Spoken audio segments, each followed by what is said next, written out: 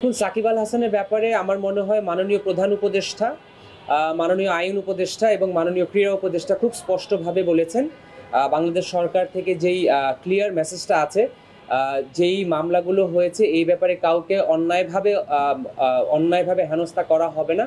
এবং আমরা মনে করি সাকিবের ব্যাপারে বাংলাদেশ গণপ্রজাতন্ত্রী বাংলাদেশ এখন যে অন্তর্বর্তীকালীন সরকার রয়েছে তারা তাদের অবস্থান খুব সুস্পষ্টভাবে ব্যক্ত করেছেন। ইনজুরি সমস্যা না থাকলে এবং সিলেকশন জড়িত কোনো ইস্যু যদি না থাকে, এখন পর্যন্ত সাকিব আল হাসানের বাংলাদেশে যে হোম সিরিজ আছে এটা না খেলার কোনো কারণ আমি ব্যক্তিগতভাবে দেখছি না। সিলেকশন কমিটির দায়িত্ব, সামনে সিলেকশন, এই সিরিজের সিলেকশন যখন হবে তখন সিলেক্টররা টিম যখন ঘোষণা করবেন তখন কোন প্লেয়ার থাকবেন বা কোন প্লেয়ার থাকবে না সেটা সম্পর্কে আমরা জানতে পারবো। এবং অলরেডি আমাদের এখন যে অন্তর্বর্তীকালীন সরকার রয়েছেন, মাননীয় উপদেষ্টাগণরা তাদের মনোভাব এবং সরকারের মনোভাব সুস্পষ্টভাবে প্রকাশ করেছেন। আমি ব্যক্তিগতভাবে কোনো সংশয় দেখছি না। আমি যতটুকু তাদের কাছ থেকে তাদের সাথে কথাবার্তার মধ্যে পিক করতে পেরেছি, তারা খুবই সন্তুষ্টি প্রকাশ করেছেন।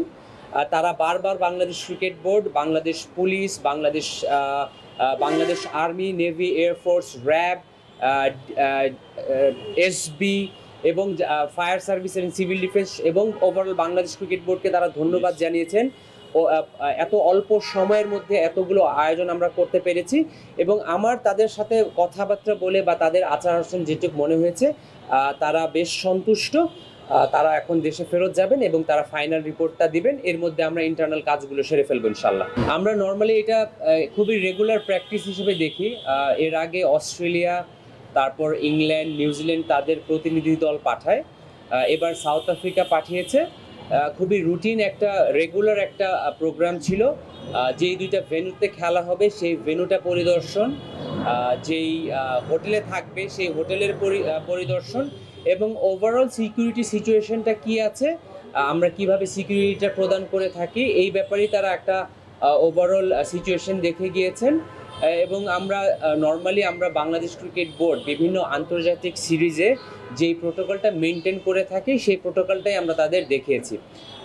মূলত যেই জিনিসটা আসলে এবার একটু ডিফারেন্ট হয়েছে সেটা হচ্ছে, যেহেতু আমরা জানি যে কিছুদিন আগে আমাদের দেশে একটা পট পরিবর্তন হয়েছে এবং সেই পরিবর্তনের কারণে আনফর্চুনেটলি আমরা ওমেন্স ওয়ার্ল্ড কাপটা হোস্ট করতে পারিনি। এই কারণে তাদের একটু কনসার্ন ছিল যে দেশের সার্বিক পরিস্থিতিটা কি এবং আমরা কিভাবে সার্বিক নিরাপত্তার ব্যবস্থাটা সাজিয়েছি এটা তারা দেখতে এসেছিল।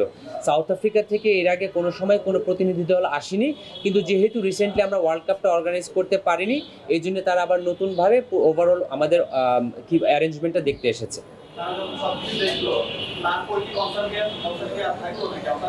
আমি ব্যক্তিগতভাবে এবং অন বিহাফ অফ বিসিবি দায়িত্ব নিয়ে এতটুকু বলতে পারি, বাংলাদেশ ক্রিকেট বোর্ড যখনই কোনো আন্তর্জাতিক টুর্নামেন্ট অর্গানাইজ করে এই ইভেন্টটা শুধুমাত্র বাংলাদেশ ক্রিকেট বোর্ডের থাকে না, এটা বাংলাদেশ গণপ্রজাতন্ত্রী বাংলাদেশ সরকার রেসপন্সিবিলিটি নেয়, বাংলাদেশের সমস্ত মানুষ রেসপন্সিবিলিটি নেয়। তো আমরা খুব দৃঢ়ভাবে বিশ্বাস করি ওভারঅল গত 2 দিনের যে আমাদের প্রোগ্রাম ছিল এই প্রোগ্রামের পর কারোরই অ্যাটলিস্ট বাংলাদেশের সার্বিক পরিস্থিতি এবং বাংলাদেশের ক্রিকেট বোর্ড এবং বাংলাদেশ গভর্নমেন্ট এজেন্সির যে নিরাপত্তা ব্যবস্থা রয়েছে এটা নিয়ে কারোরই কোনো সংশয় থাকা উচিত না বা আমি মনে করি থাকবে না ইনশাল্লাহ।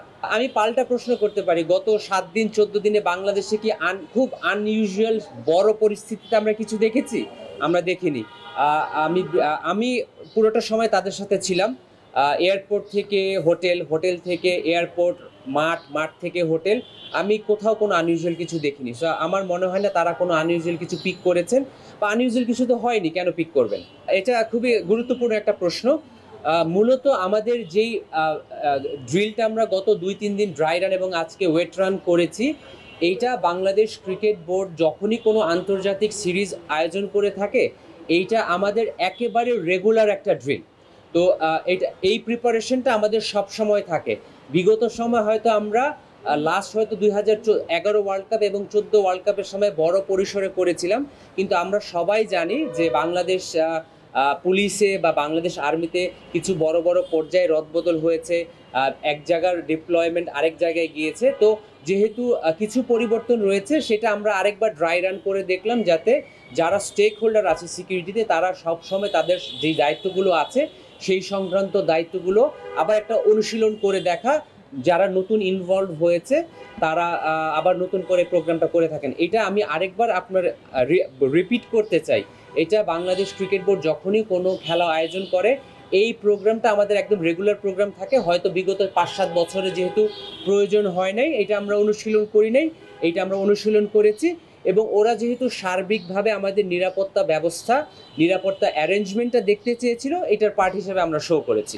চার সদস্যের মধ্যে রয়েছে রোরি স্টেইন ছিলেন, উনি সাউথ আফ্রিকা ক্রিকেট বোর্ডের সিকিউরিটি কনসালটেন্ট। সিভুয়েলা এসেছিলেন, উনি cricket operations manager. Brian condo এসেছিলেন, উনি মূলত টিমকে সিকিউরিটি পার্সোনাল হিসেবে টিম বা সাউথ আফ্রিকার টিম যখন আসবেন তারা করবেন। এবং ফারহান বেহারদিন এসেছিলেন। ফারহান বেহারদিন কিছুদিন আগ পর্যন্ত সাউথ আফ্রিকান আন্তর্জাতিক ক্রিকেটার ছিলেন, উনি এখন সাউথ আফ্রিকা প্লেয়ার অ্যাসোসিয়েশনের অপারেশন ম্যানেজার হিসেবে এসেছেন, উনি প্লেয়ারদের প্রতিনিধি হিসেবে এসেছিলেন। এই চারজন এসেছিলেন।